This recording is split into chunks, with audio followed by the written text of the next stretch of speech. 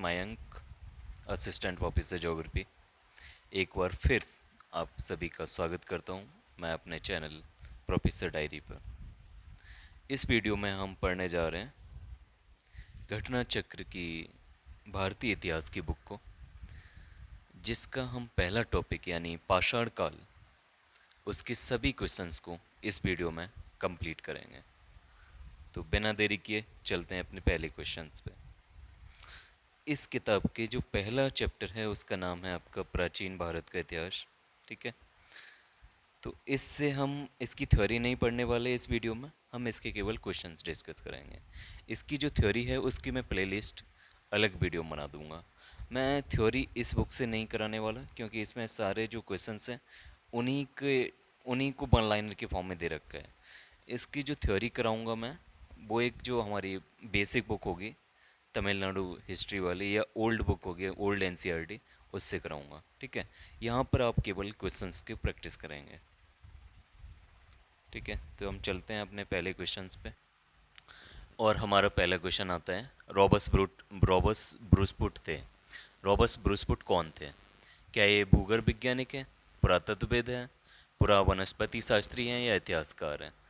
तो जो इसका कमीशन ने इसका जो क्वेश्चन का आंसर दिया है वो है दोनों ही, भूगर्भ वैज्ञानिक और पुरातत्वविद। भूगर्भ वैज्ञानिक का मतलब होता है जियोलॉजिस्ट, जो पृथ्वी के अंदर की चीज़ों की स्टडी करते हैं। ठीक है, जो with in the earth surface की स्टडी करते हैं। और पुरातत्वविद आर्कियोलॉजिस्ट। ठीक है, तो इसका आंसर दोनों ही माना गया है कि ये आर्कियोलॉजिस्ट भी हैं और जियोलॉजिस्ट भी हैं। तो हम इसका एक्सप्लेनेशन कर ले रहे हैं। तो एक्सप्लेनेशन में दे रखा है कि इंसाइक्लोपीडिया ब्रिटानिका के अनुसार रॉबर्ट ब्रूसपुट ब्रिटिश भूगर्भ वैज्ञानिक और पुरातत्वविद थे। जियोलॉजिकल सर्वे से रॉबर्ट ब्रूसपुट ने 1863 ईस्वी में भारत में पाषाणकालीन बस्तियों के अन्वेषण की शुरुआत की। अतः स्पष्ट है कि इस प्रश्न का उत्तर विकल्प ए और बी दोनों है।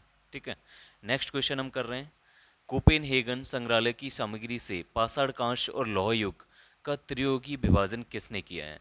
तो कोपेनहेगन में एक संग्रहालय, एक म्यूजियम है, उसमें क्या किया है कि पूरे हिस्ट्री को एक ऑथर ने पूरे हिस्ट्री को 3 हिस्सों में बांटा है। सबसे पुराना हिस्सा पाषाण युग, ठीक है, सेकंड दूसरा हिस्सा, बीच का हिस्सा कांस्य युग, और तीसरा हिस्सा लौह युग। तो इस तरीके का पूरा हिस्ट्री का जो डिवीजन किया गया है, इतिहास के भाग किए गए हैं 3 भाग, वो किसने किए हैं? तो इसका जो करेक्ट आंसर है वो है थॉमसन। तो ये त्रियुगी विभाजन किसने किया है? थॉमसन ने। ठीक है, इसलिए हम एक्सप्लेनेशन कर रहे हैं अभी। चलिए इस क्वेश्चन का हम एक्सप्लेनेशन देखते हैं।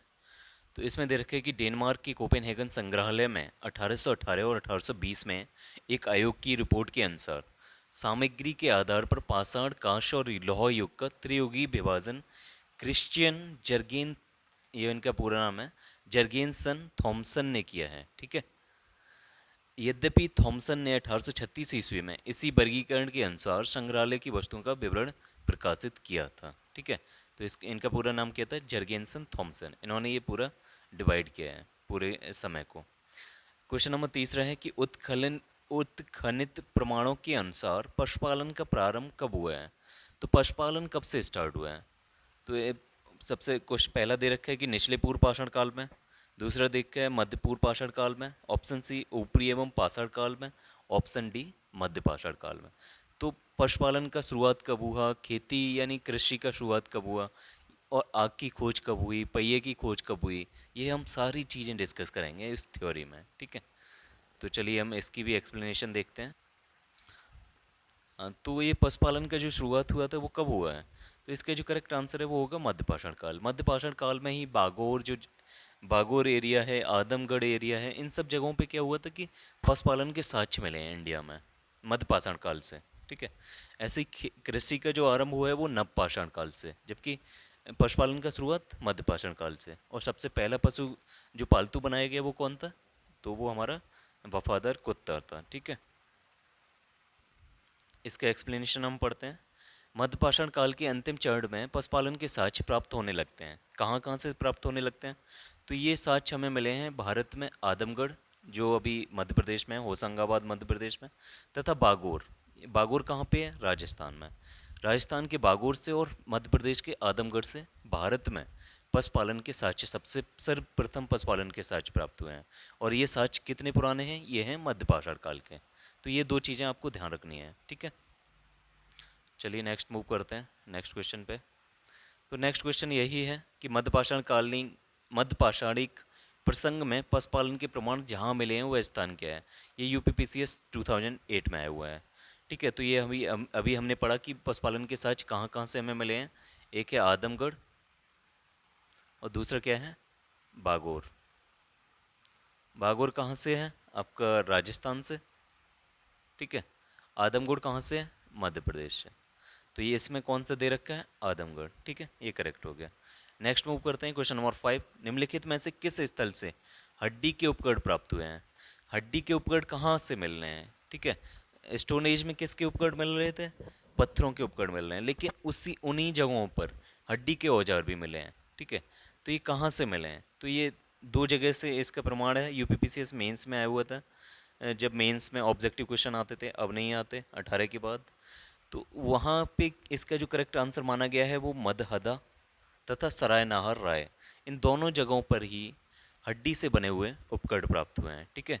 क्या क्या जगह हैं? मदहदा, महदहा तथा सराय नाहर राय, ठीक है, ये दो जगह हैं। तो मध्य पाषाणकालीन महदा उत्तर प्रदेश के प्रतापगढ़ जिले में स्थित है, जहाँ से बड़ी मात्रा में हड्डी एवं सींग से निर्मित उपकरण प्राप्त हुए हैं, ठीक है। जी आर शर्मा महदहा में 3 क्षेत्रों का उल्लेख करते हैं, जो झील क्षेत्र, बूचड़खाना संकुल क्षेत्र तथा कब्रिस्तान निवास क्षेत्र में बटा था। बूचड़खाना संकुल क्षेत्र से ही हड्डी एवं सींग निर्मित उपकरण एवं आभूषण बड़े पैमाने पर प्राप्त हुए हैं, ठीक है। और जबकि एक तो एक लोकेशन हो गई, दूसरी लोकेशन क्या है? शराय नाहर राय। ये दो लोकेशन से आपको हड्डियों के औजार मिले हैं, ठीक है। नेक्स्ट क्वेश्चन बात करते हैं। क्वेश्चन नंबर 6 वैसा ही है, ये UP R O A R O में आया हुआ है, ठीक है। सेम क्वेश्चन रिपीट हुआ है, देखिए आप ऊपर सन 2010 में आया हुआ है और यहाँ पर सन 2013 में आया हुआ है, सेम क्वेश्चन। हड्डी से निर्मित आभूषण भारत में मध्यपाषाण काल के संदर्भ में प्राप्त हुए हैं। कहाँ से प्राप्त हुए हैं? तो अभी हमने पढ़ा है कि सराय नाहर राय से और मदहदा से, ठीक है। Question number 7। एक ही कब्र से 3 मानव कंकाल मिले हैं, यानी एक ही कब्र है और उसमें 3 मानव कंकाल मिले हैं, ठीक है। तो ये कहाँ से प्राप्त हुए हैं हमें 3 मानव कंकाल? तो इस ऑप्शन दे रखे हैं सराय नाहर राय, दमदमा, महदहा या लंगनाच। तो इसका जो करेक्ट आंसर है वो है आपका ये सराय नाहर राय नहीं है, क्योंकि यहाँ तो उपकरणों की बात हो रही थी। महदहा भी नहीं है, लंगनाच नहीं है, जबकि इसका करेक्ट आंसर क्या है? दमदमा, ठीक है। चलिए फिर नेक्स्ट आगे बढ़ते हैं, इसकी एक्सप्लेनेशन पढ़ते हैं। मध्य गंगा घाटी के प्रतापगढ़ जिले में स्थित सराय नाहर राय, महदहा तथा दमदमा का उत्खनन हुआ है, ठीक है। ये तीनों ही जगह हैं, सराय नाहर राय, महदहा तथा दमदमा, ये कहाँ पर हैं? ये उत्तर प्रदेश के प्रतापगढ़ जिले में है, ठीक है। प्रतापगढ़ जिले गंगा नदी के किनारे बसा हुआ है, तो वहाँ ये तीनों साइट्स मिली हैं। सराय नाहर राय मिला है, महदहा मिला है, दमदमा मिला है, ठीक है। महदहा और सराय नाहर राय किसके लिए जाना जाएगा? बताइए, जल्दी बताइए। हड्डियों से बने उपकरणों और आभूषणों के लिए। जबकि दमदमा किसके लिए जाना जा रहा है? क्योंकि वहाँ पर जब उत्खनन हुआ तो 3 मानव कंकाल एक ही कब्र में मिले हैं, ठीक है। तो नेक्स्ट मूव करते हैं। दमदमा में लगातार 5 वर्षों तक किए गए उत्खनन के फलस्वरूप पश्चिमी तथा मध्यवर्ती क्षेत्रों से कुल मिलाकर 41 मानव समाधान प्राप्त हुए हैं, ठीक है। इन समाधानों में से 5 समाधान युग्म समाधान हैं, और जबकि एक समाधान में 3 मानव कंकाल हैं। यानी 5 जगहों पर ऐसा है कि दो दो मानव कंकाल मिले हैं, जिसमें मेल और फीमेल हैं, ठीक है। यानी एक युग्म है। जबकि एक समाधान ऐसा है जिसमें 3 मानव कंकाल मिले हैं, हो सकता है वो पूरी फैमिली हो, ठीक है, माँ बेटा और जो भी है, 3 मानव कंकाल हो सकते हैं, कुछ भी हो, एक कपल हो और उनका बेटा या बेटी कोई साथ में दफन हो गया हो। Question number 8। खादानों की कृषि सर्वप्रथम प्रारंभ हुई थी। खादानों की कृषि सबसे पहले कब प्रारंभ हुई? अभी हमने बताया कि पशुपालन कब प्रारंभ हुआ है, जल्दी बताइए। कब प्रारंभ हुआ है, जल्दी बताइए। हाँ बिल्कुल सही है। यानी पशुपालन कब क्रिएट हुआ है, कब हम इसके साक्ष्य कब से मिले हैं? मध्य पाषाण काल से। ठीक है।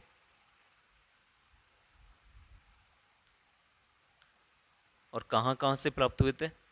एक था तो बागोर और आदमगढ़। ठीक है। यहाँ से मध्य पाषाण काल में पशुपालन के साक्ष्य प्राप्त हो रहे हैं। जबकि खादानों की कृषि के साक्ष्य कहाँ से कब प्राप्त होंगे? वो होंगे नवपाषाण काल से। ठीक है। क्वेश्चन 8, खादानों का उत्पादन सर्वप्रथम नवपाषाण काल में हुआ। यही वह समय है जब मनुष्य कृषि कर्म से परिचित हुआ। ठीक है। और अभी जब खोज हो चुकी है तो अभी सबसे पहला खादान क्या था? ठीक है। सबसे पहले भारत में सबसे पहले खादान किसके कृषि होने स्टार्ट हुई थी? तो वो चावल का था। ठीक है। भारत में मानव का सर्वप्रथम साक्ष्य कहाँ मिलता है? भारत में मानव का सर्वप्रथम साक्ष्य कहाँ पे मिलता है? अगर इंडिया लेवल पे बात की जाए, केवल इंडिया की, तो सबसे पहले मानव का साक्ष्य मिल रहा है, वो कहाँ मिल रहा है? नर्मदा घाटी में। ठीक है। नर्मदा घाटी में भारत में मानव का सर्वप्रथम साक्ष्य मध्य प्रदेश के पश्चिमी नर्मदा क्षेत्र में अवस्थित हथनौरा होशंगाबाद, यानी जो होशंगाबाद है आइलैंड्स, एक आइलैंड है। ठीक है। एक द्वीप है होशंगाबाद, नदी के बीच में, नर्मदा नदी के बीच में, वहाँ से इसका साक्ष्य प्राप्त हो रहा है। यानी सबसे पहले मानव आके वहाँ बसा था इंडिया में, हथनौरा में। ठीक है। इसकी खोज किसने की है? तो इसकी खोज की है अरुण सोनकिया ने। ठीक है। नेक्स्ट हम बात करेंगे प्रथम मानव जीवाश्म भारत की किस नदी घाटी से प्राप्त हुआ है? पहला मानव जीवाश्म कहाँ से प्राप्त हुआ है? यही हमने अभी पिछला क्वेश्चन यही था। तो कहाँ से प्राप्त हुआ है? नर्मदा घाटी से। नेक्स्ट क्वेश्चन नंबर 11, मानव द्वारा सर्वप्रथम प्रयुक्त अनाज क्या था? सबसे पहला अनाज क्या यूज किया गया है? जौ यूज किया गया है। लेकिन अभी जो खोज हुई है उसमें चावल के साक्ष्य प्राप्त हो रहे हैं। अभी पूरी तरीके से उस खोज को क्या 9,000 साल पहले तक की जो खोज एक्सकेवेशंस हो रहे हैं उसमें चावल के साक्ष्य मिल रहे हैं। तो अब ये डिबेट में आ गया है। एक तो मेहरगढ़ वाला डिबेट में आ गया था कि मेहरगढ़ सबसे पहला कृषि का केंद्र बना है या कोल्डीवा उत्तर प्रदेश का। ठीक है। तो अभी ये डिस्कवरी चल रही है और इसका रिजल्ट जब आएगा तो फिर से ये चेंज होगी। ठीक है। आधुनिक मानव समाज द्वारा मुख्य रूप से 8 खाद्य अनाजों का उपयोग किया गया है, जिसमें जौ है, गेहूं है, चावल है, मक्का है, बाजरा, सोरगम, राई एवं जई है। ठीक है। 8 चीज़ें हैं। अब ये अलग अलग क्षेत्रों से आई हैं। जैसे अनाजों के पौध विभिन्न क्षेत्रों में जंगली घास के रूप में विद्यमान थे। ये पहले से ही सारी चीज़ें मौजूद थी। ठीक है। किसी ने इसकी खेती करना स्टार्ट नहीं किया, पहले से ही इनके बीज पड़े हुए थे। और जंगली हिस्सों में अभी भी बहुत सारी चीज़ें जंगल में हैं, तो वैसे ही ये चीज़ें थी। कोई इनकी चीज़ें इनका बेनिफिट नहीं जान पा रहा था, जिन्हें बीजों के रूप में अलग अलग क्षेत्र में अलग अलग समय पर मानव ने उगाया गया है। वैश्विक दृष्टि से देखा जाए तो सर्वप्रथम, अगर पूरे विश्व में देखा जाए तो सबसे पहले किसकी खेती स्टार्ट हुई है? जौ की। लेकिन इंडिया की बात की जाए तो सबसे पहले किसकी खेती स्टार्ट हुई है? चावल की। ठीक है। अब हम बात करते हैं कि 8,000 साल से 8,000 वर्ष के आसपास भूमध्य सागर एवं ईरान के मध्य स्थित पश्चिमी एशिया के देश में पश्चिमी एशिया के देश में मानव द्वारा उगाया गया। क्या उगाया गया? जौ। यानी जौ सबसे पहले 8,000 साल पहले तक जौ उगाया गया है। कहाँ पर? ये भूमध्य सागर एवं ईरान के बीच वाले हिस्से में। ठीक है। बाद में लगभग इन्हीं क्षेत्रों में 8,000 साल पहले गेहूं भी उगाया जाने लगा। यानी 8,000 साल पहले जौ आ गया, उससे लगभग उसी टाइम पे गेहूं भी आ गया। ठीक है। क्वेश्चन नंबर 12, भारतीय उपमहाद्वीप में कृषि के प्राचीनतम साक्ष्य प्राप्त हुए हैं। ये क्वेश्चन सन 2004 और सन 2008 में आए हुए हैं। ठीक है। तो अभी इसका जो पहले इसके उस जब आया था उसका करेक्ट आंसर मेहरगढ़ था, बट अभी के हिसाब से सबसे करेक्ट आंसर क्या है? लहोरा देव। यानी कृषि के प्राचीनतम साक्ष्य इंडिया में देखा जाए या भारतीय उपमहाद्वीप में देखा जाए तो कहाँ पे हैं? लहोरा देव से। ठीक है। नवीनतम खोजों के आधार पर भारतीय उपमहाद्वीप में प्राचीनतम कृषि साक्ष्य वाला स्थल उत्तर प्रदेश के संत कबीर नगर जिले में स्थित है, जिसका नाम क्या है? लहोरा देव। यहाँ पर किस टाइम पीरियड की खोज हुई है? तो यहाँ से 9,000 साल पहले, 9,000 ईसा पूर्व से 7,000 ईसा पूर्व तक के बीच किसकी बात, यही मैं बता रहा था, किसकी खोज हुई है? चावल की कृषि की खोज हुई है। ठीक है। यानी चावल उगाया जा रहा था आज से 9,000 साल पहले। कहाँ पे? लहोरा देव में। तो उल्लेखनीय कि इस नवीनतम खोज के पूर्व भारतीय उपमहाद्वीप का प्राचीनतम कृषि साक्ष्य वाला स्थल मेहरगढ़ था। ठीक है। जो कहाँ पर है, पाकिस्तान के बलूचिस्तान में। यहाँ पर यानी मेहरगढ़ में 7,000 साल पहले गेहूँ उगाया जा रहा था। ठीक है। जबकि प्राचीनतम चावल के साक्ष्य वाला स्थल पहले कोल्डीवा था, जिसका जब कितनी डेट थी, यानी 6500 साल पहले वहाँ चावल उगाया जा रहा था कोल्डीवा में। लेकिन जो अब रिसेंट खोज हुई है उसके अनुसार लाहौरा देव में 9000 साल पहले भी चावल की खेती होती थी। ठीक है, तो ये करेक्ट आंसर हो गया। इसके बाद क्वेश्चन नंबर 13, भारतीय उपमहाद्वीप में कृषि के प्राचीनतम साक्ष्य प्राप्त हुए हैं। खेती के सबसे पहले प्राचीनतम साक्ष्य भारत के उपमहाद्वीप में कहाँ प्राप्त हुए हैं? तो इसका भी करेक्ट आंसर वही होना चाहिए, लाहौरा देव।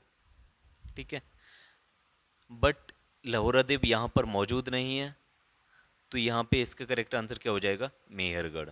ठीक है, क्योंकि ये संध्या 10 का क्वेश्चन है।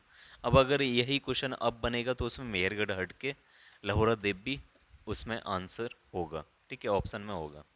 क्वेश्चन नंबर 14, भारतीय उपमहाद्वीप में कृषि की प्राचीनतम साक्ष्य कहाँ से प्राप्त हुए हैं? सेम क्वेश्चन के 3 बार रिपीट हो गया है, तो यहाँ भी मेहरगढ़ ना हो के अब यहाँ क्या हो जाएगा? लाहौरा देव। ठीक है।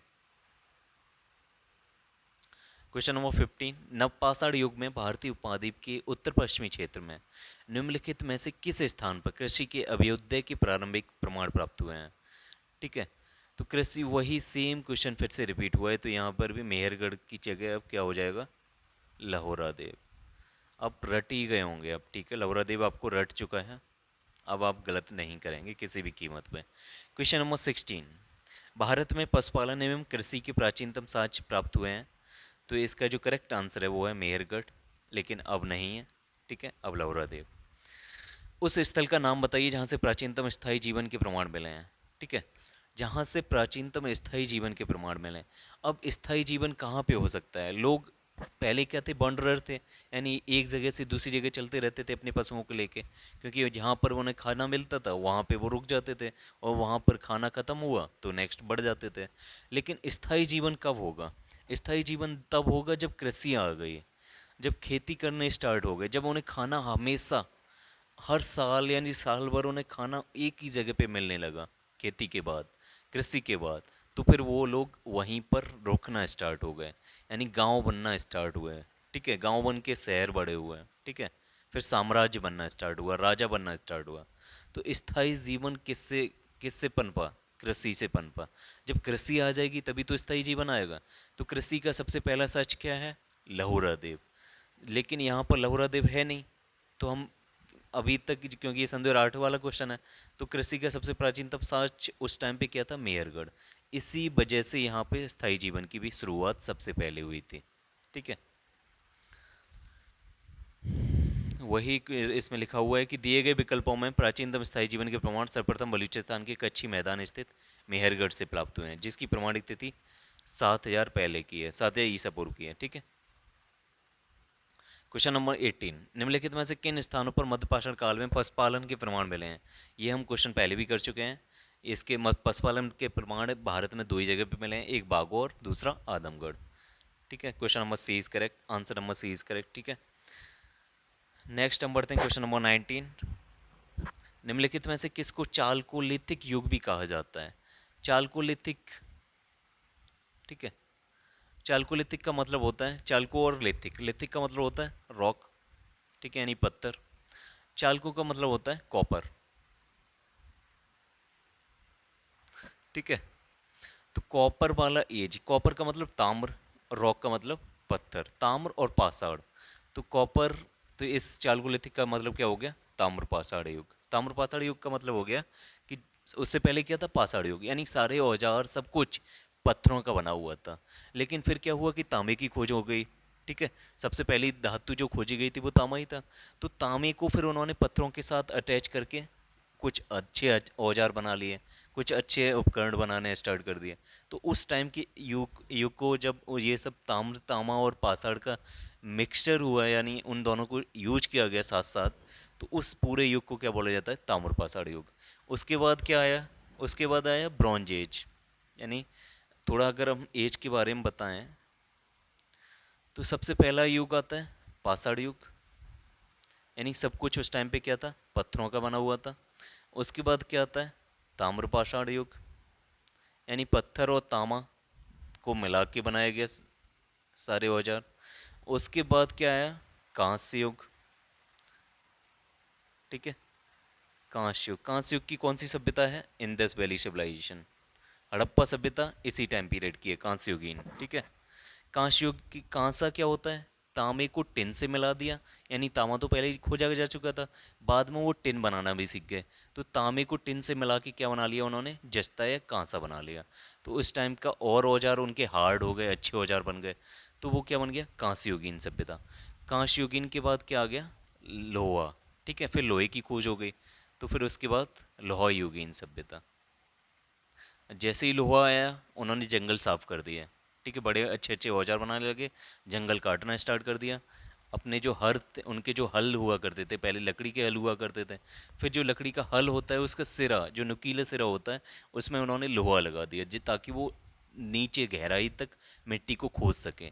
जंगलों को, यानी वो खेती करना और अच्छी सीख गए लोहे के खोज के बाद। तो उन्होंने जंगल भी काटे, फिर खेती और ज़्यादा फली फूली। उसके बाद जैसे ही बड़ी बड़ी गांव बनना स्टार्ट हुए, तो बड़े बड़े शहर बनने स्टार्ट हुए, और 16 बाद में आके 16 महाजनपद बन गए। ठीक है, तो ये क्वेश्चन नंबर 19 था। नेक्स्ट हम बात करते हैं क्वेश्चन नंबर 20, आहड़ सभ्यता। ठीक है, आहड़ सभ्यता के बारे में निम्न कथनों पर विचार कीजिए। पहला कथन है कि आहड़वासी तांबा गलाना जानते थे। ठीक है, आहड़ सभ्यता ताम्र युगीन सभ्यता है। ठीक है, ताम्र पाषाण कालीन युग की सभ्यता है, यानी उस टाइम पे तांबा और पत्थर दोनों यूज होते थे। तो पहला कथन था कि आहड़वासी तांबा गलाने जानते थे। चलिए हम देखते हैं क्या होता है। ये लोग चावल से परिचित नहीं थे, ये लोग चावल से परिचित नहीं थे। ठीक है, ये सेकंड कथन दे रखा है। तीसरा है, धातु का काम आहड़वासियों की अर्थव्यवस्था का एक साधन था। क्या ये सही है? यहाँ से काले लाल रंग के मृदवांड मिले हैं, जिन पर समांतर सफ़ेद रंग से ज्यामितीय आकृतियाँ उकेरी गई हैं। तो अब हम देखेंगे कि इनमें से सही विकल्प क्या क्या है। अब इसमें से हमें ये, अब क्या है कि अभी तक ये यूपीपीसीएस में तो अभी भी चल रहा है, यूपीएससी में हट गया है कि आप बिना सब कुछ सारे कथनों को जान के आप टिक नहीं कर सकते, लेकिन यूपीपीसीएस में अभी भी हैं वो सारी चीज़ें। ठीक है, अभी भी यूपीपीसीएस में अगर एक या दो चीज़ों को आप हटा दोगे, इन चार में से, चार ऑप्शन में से अगर एक ऑप्शन को आप निगलेक्ट कर दिए, एक को पता लगा लिए कि ये गलत है, तो कहीं ना कहीं वो ऑप्शन मिल ही जाएगा जिसमें तीनों करेक्ट होंगे। जैसे इसमें हमने यहाँ देखो क्वेश्चन नंबर 2 को, क्वेश्चन नंबर 2 कह रहा है कि ये, कथन नंबर 2 कह रहा है कि ये लोग चावल से परिचित नहीं थे। अभी हमने पढ़ा है, जस्ट अभी पढ़ा है कि लाहौरा देव में चावल कब बन रहा है, कब मिला है, 9000 बीसी में। और वो सभ्यता 9000 बीसी का टाइम पीरियड क्या था, वो पाषाण कालीन सभ्यता थी, यानी पाषाण कालीन था। जबकि आहड़ क्या है, ताम्र पाषाण वाला, यानी उनके बाद आया है। तो जो चीज़ पहले खोजी जा चुकी है, क्या वो उनको नहीं पता होगी? तो ये गलत है। ठीक है, उन्हें चावल से वो भली भांति परिचित थे, आहड़ सभ्यता वाले। तो जब जैसे ही हमने दो को निकाला इन चार में से, क्योंकि सही विकल्प पूछा है, तो दो को हटा दीजिए, यहाँ ये वाला गलत है, क्योंकि दो तो गलत ही है, यहाँ से दो हट गया। ठीक है, अब क्या बचा, 1 3 एवं 4 और 3 और 4, यानी हमें पता चल गया कि 3 और 4 सही हैं। अब बचा एक। तो पहला देखते हैं, आहड़वासी तांबा गलाना जानते थे। बिल्कुल जानते होंगे, क्योंकि ये सभ्यता ही ताम्र पाषाण कालीन थी, तांबे का ही यूज ही तो कर रहे थे, जिसकी वजह से उनका नाम ताम्रपाषाण काल सभ्यता पड़ गया है। तो बिल्कुल एक, तीन और चार सही है। ठीक है, क्वेश्चन नंबर, अच्छा इसी का हम थोड़ा एक्सप्लेनेशन पढ़ते हैं। आहड़ दक्षिण पूर्वी राजस्थान में स्थित एक प्रमुख ताम्र पाषाणिक संस्कृति का स्थल है। ये कहाँ पर है, राजस्थान में। आहड़ जो जगह है वो राजस्थान में है, और ये कौन सा स्थल है, एक ताम्र पाषाणिक संस्कृति का स्थल है। आहड़ संस्कृति के लोग मूलतः कृषक एवं पशुपालक थे। वे गेहूं, जौ तथा चावल से परिचित थे। आहड़ का एक अन्य नाम ताम्रवती भी है। आहड़ का नाम, दूसरा नाम क्या है, ताम्रवती, क्योंकि ये तांबा वाला स्थान है। ठीक है, जिससे सूचित होता है कि यहाँ तांबा बहुतायत में उपलब्ध था। यहाँ के निवासी तांबे को गलाकर मनचाही वस्तुएं तैयार करते थे। ठीक है, धातु का काम आहड़ वासियों की अर्थव्यवस्था का एक प्रमुख साधन था। यहाँ से काले लाल रंग के मृदभांड की प्राप्ति हुई है। ठीक है, यहाँ कौन से, किस टाइप की पॉटरी मिली है, काले लाल मृदभांड की। ठीक है, रेड एंड ब्लैक पॉटरी मिली है। ठीक है, जिन पर सामान्यतः सफ़ेद रंग से ज्यामितीय आकृतियाँ उकेरी गई हैं। ठीक है, तो ये आहार सभ्यता हो गई है, ताम्रपाषाण कालीन सभ्यता हो गई जो राजस्थान में थी। क्वेश्चन नंबर 21, निम्न में से किस एक पुरास्थल से पाषाण संस्कृति से लेकर हड़प्पा सभ्यता तक के सांस्कृतिक अवशेष प्राप्त हुए हैं? तो ये हड़प्पा सभ्यता तक के यानी पाषाण संस्कृति से लेकर हड़प्पा सभ्यता तक के सभी तत्वों का एक ही जगह पे होना, और वो जगह कौन सी है ये पूछा है। क्या वो आम्र थी, क्या वो कोतड़जी है, कोट कोट दीजी है, या मेहरगढ़ है, या कालीबंगा है? तो इसका जो करेक्ट आंसर है वो है मेहरगढ़। मेहरगढ़ एक ऐसा प्लेस है जहाँ पर हर युग के एलिमेंट्स या तत्व या उदाहरण मिलते हैं, अवशेष प्राप्त हुए हैं जैसे। और ये मेहरगढ़ है कहाँ पे? तो मेहरगढ़ है आपके बलूचिस्तान, पाकिस्तान में। इसमें स्थित पुरास्थल मेहरगढ़ से पाषाण संस्कृति से लेकर हड़प्पा सभ्यता तक के सांस्कृतिक अवशेष प्राप्त हुए हैं। ठीक है। क्वेश्चन नंबर 22, नब्दा टोली का उत्खनन किसने किया है? नब्दा टोली की खोज किसने की थी? क्या ये केडी वाजपेयी ने की थी, क्या ये बीएस बांकड़न ने की थी, क्या ये एचडी सांकलिया ने की थी, या मार्टिन ह्यूलन ने की थी? तो इसका जो करेक्ट आंसर है वो है एचडी शंकालिया। ठीक है, एचडी शंकालिया इन्होंने क्या किया था? नब्दा टोली की खोज की है, नब्दा टोली की खोज की है। नब्दा टोली मध्य प्रदेश का उत्खनन दक्कन कॉलेज पूना के प्रोफेसर एच डी सांगलिया ने कराया था। यह स्थल महाद्वीप का सबसे विस्तृत उत्खनन ताम्रपाषाणिक ग्राम स्थल है, जिसकी तिथि ईसा पूर्व 1600 से 1300 के मध्य निर्धारित की गई है। ठीक है, चलिए हम बात करते हैं हम नेक्स्ट क्वेश्चन की। क्वेश्चन नंबर 23, नब्दा टोली किस राज्य में स्थित है? अभी अभी उसके एक्सप्लेनेशन में हमने पढ़ा था पिछले क्वेश्चन के।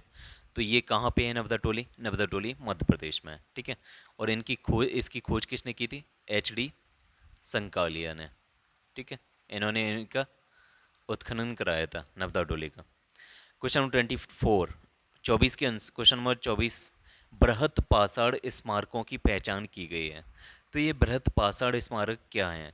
एक्चुअली ये साउथ इंडिया में बहुत सारी जगहों पे पत्थर खड़े होते हैं, यानी एक पिलर्स टाइप के बहुत सारी बड़ी बड़ी चट्टानें या रॉक्स वगैरह होते हैं, और वहाँ क्या होता है, एक कब्रगाह होता है, और वहाँ पे एक पत्थर खड़ा होता है। तो उससे क्या दिखाया गया है कि ये पत्थर क्या रिप्रेजेंट कर रहे हैं? तो क्या समझाया गया है कि आज तक ये मृतक को दफनाने के स्थान के रूप में, यानी बृहत पाषाण स्मारकों की पहचान किसके रूप में की गई है? मृतक को दफनाने के स्थान के रूप में। यानी वहाँ के लोग, उस टाइम के लोग जब भी अपने किसी मृतक को दफनाते थे तो वहाँ पर एक बड़ी चट्टान या बड़ा पत्थर लगा के जाते थे। ठीक है, एक जिसे हम क्या बोलते हैं, बृहत पाषाण स्मारक। ठीक है, नवपाषाण युगीन दक्षिण भारत में शवों की विभिन्न प्रकार की समाधियों में दफनाने की परंपरा विद्वान थी। ठीक है, इन समाधियों का जो विशाल पाषाण खंडों से निर्मित है, बृहत पाषाण या मेगालिथ कहलाता है। क्या कहलाता है? मेगालिथ के नाम से जाना जाता है। इनके विभिन्न प्रकार हैं। अब ये मेगालिथ के अलग अलग टाइप होते हैं, जैसे शिष्ट समाधि, ठीक है, या पिट सर्किल, या cairn circle, dolmen, umbrella stone, होड स्टोन, कंद्रिया, या मेहर। ये सारी चीज़ें नवपाषाणी जो बृहद पाषाण थे उनके टाइप्स थे। क्वेश्चन नंबर 25, राग का टीला निम्नलिखित में से किस नवपाषाणी स्थल से संबंधित है? तो राग का टीला किससे संबंधित है? तो इसका जो करेक्ट आंसर है वो है संगन कल्लू। संगन कल्लू किसके लिए जाना जाता है?